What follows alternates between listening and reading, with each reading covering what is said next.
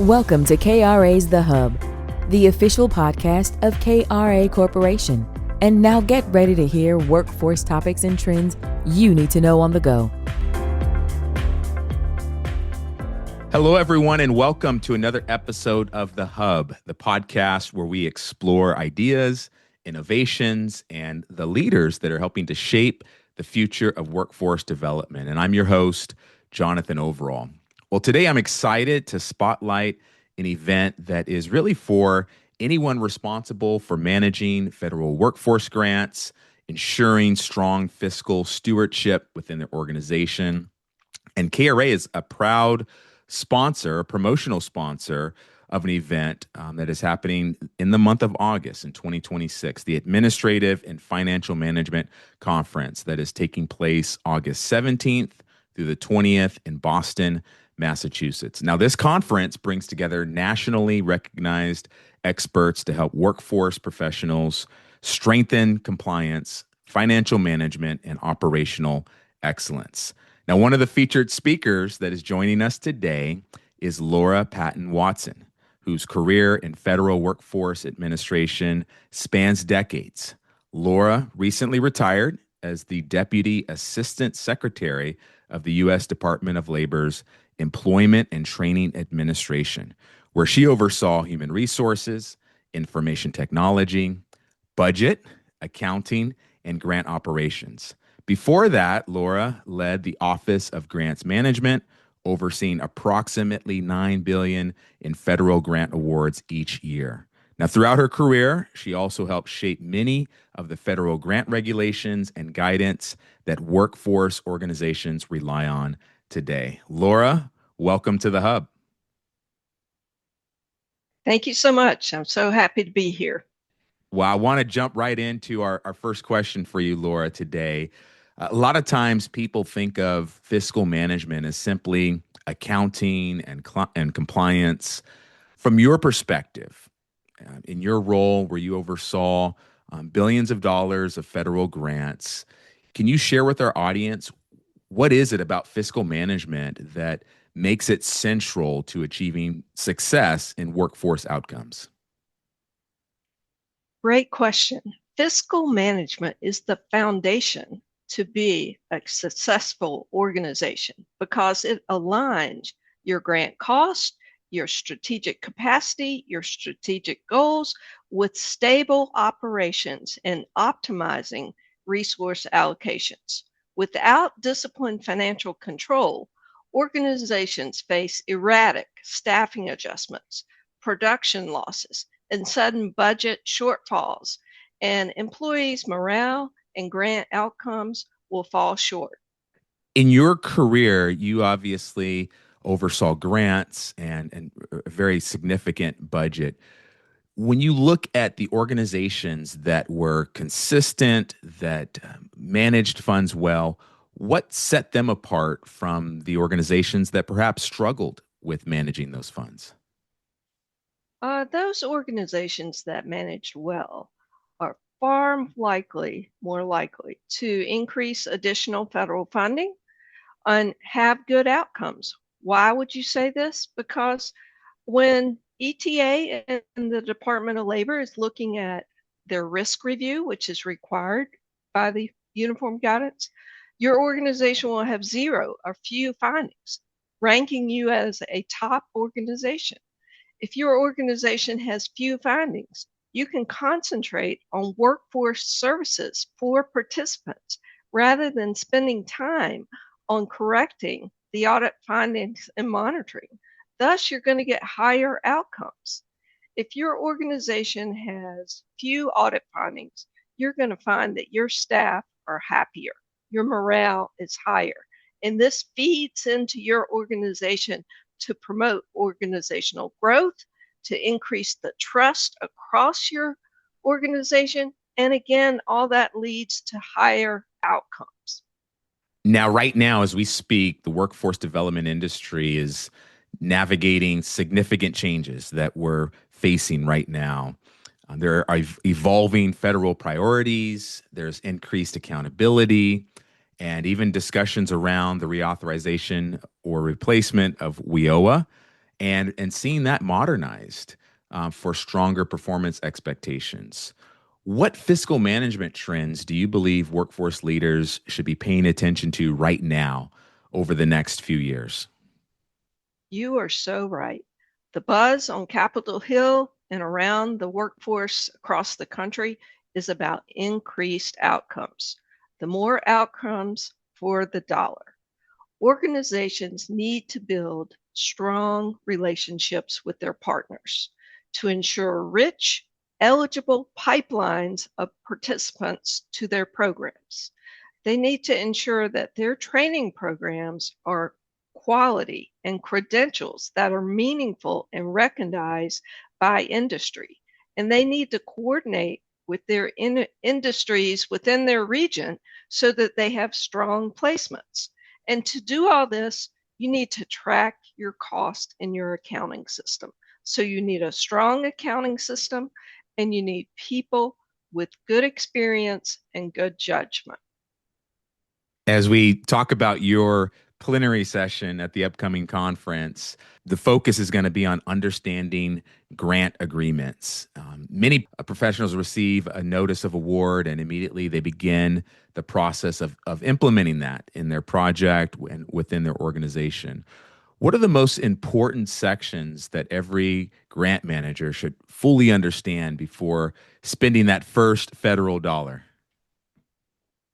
First, I have to say organizations should know that operating federal grants, that is complicated. There are many requirements that Congress has given federal agencies to pass down to you all, the grantees. These restrictions or requirements are in your grant agreement. Read your entire grant agreement before beginning implementation.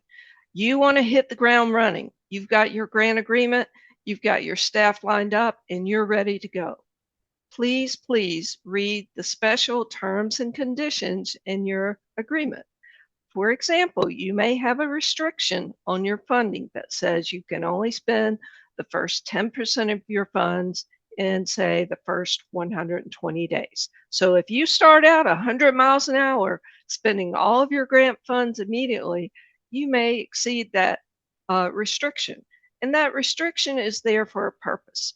The grant officer and program office possibly have flagged something that needs to be updated or changed to meet the requirements of the funding agreement or the regulations, and they need you to make that change up front. So why? You don't have a disallowed cost. So it's very important to read your special terms and conditions, but I want to stress again, read your entire grant agreement before beginning work. It's a good word of advice there before spending that first dollar, really becoming familiar with all of the advisory notices that come along with that, and to ensure that there's compliance, ensure that there is a firm understanding there. I want to talk about compliance because a lot of times, unfortunately, that's a word that is focused on primarily when it comes to the time of auditing or the monitoring visit that is up and coming. How can organizations build a culture where compliance and good financial stewardship really becomes part of the everyday operations rather than just that last minute before that monitoring or site visit comes up? Organizations need to build a positive culture of fiscal responsibility by talking about audits and monitoring and financial responsibility all the time, not just during an audit or during ETA's monitoring review. This message needs to come from the top, and it must be seen as the behavior by senior leadership. The old saying of leading by example is a great way to implement this type of culture. Yeah, I appreciate you, Laura, for addressing that, the leadership by example. And I've worked in organizations in my career that were strong in that, and others that maybe did not have that same culture or mindset that was established ahead of time, and you really see a difference there. And I think that that leadership by example, putting the right policies in place, is such an important part for those that are joining and growing, and helping to cultivate an environment that is fiscally compliant. I want to talk next about another change within that's impacting workforce and the world of work, which is technology and AI. They are rapidly changing every aspect of what we do in the workplace. And my question for you is, how do you see technology really helping to improve grant management and financial oversight and compliance over the next several years? And where should organizations today and rely upon human judgment? AI is already changing oversight. We have bots to perform reconciliation and bots to highlight unusual accounting entries. So it is here, and we need to make sure we use it smartly. In the future, I expect we will not have periodic sampling for audits. It's going to become continuous. The bot is going to look at our entries and automatically tell us whether they're good or they're bad. So we need to must have human intervention and reasoning to make sure the bot is doing what it is programmed to do and not doing too much. Human judgment will never be replaced. Bots are programmable, but there's nuances out there, and bots perform by rules that have been programmed in them. I see ETA in the future will create automated tools to help them with monitoring. And so organizations need to prepare for that and embrace this AI community, but to do that smartly by keeping their human checks and balances in place to make sure that the AI work is accurate. For someone that is considering attending the upcoming Administrative and Financial Management Conference, what practical knowledge or confidence do you hope participants will leave with after attending your sessions? As we stated before, you will learn how to read your grant agreement, and that is invaluable. To grant managers, you will learn about the uniform guidance from 2 CFR 200. And this regulation is the Bible for grant management. It will tell you what is allowable cost, what is unallowable. We will talk about what is an indirect cost versus a direct cost. There is very little Department of Labor training for grants, and this conference has a diverse, well-experienced training staff that will teach you strategies on good grant management and help you to increase your grant outcomes. I would encourage anyone involved with the Department of Labor grants to consider attending.